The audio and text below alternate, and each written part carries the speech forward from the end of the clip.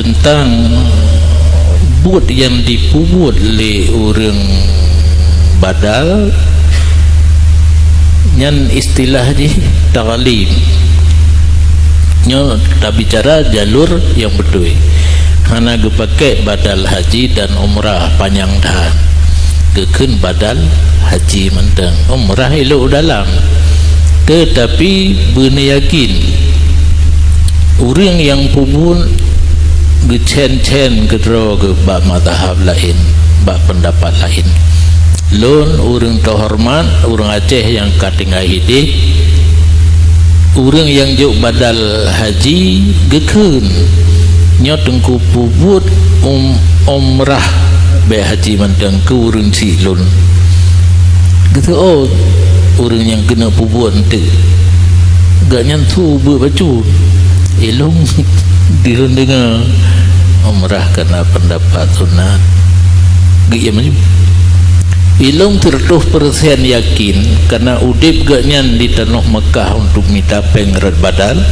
minta pengrat yung kameng agen kameng menyolongkan le pengeo hana iput ya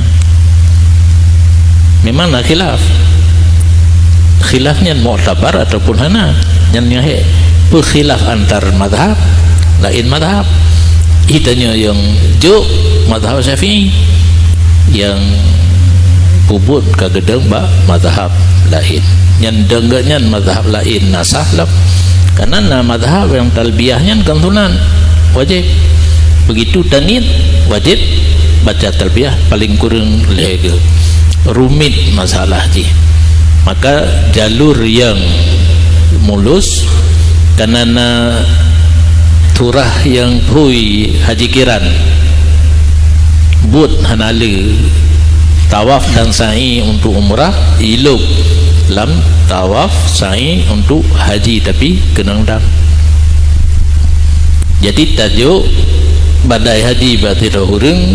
tak pegah nyon nupubut haji kiran aju belantung lagi nyan juk ke kameng itu badal haji 12 juta kameng 5 juta emang belah juk beidanya yang juk pikir orang yang tunggu pahapi sudah ya nyan hana karena nama badal haji ipubut haji mantap sedangkan umrah wajib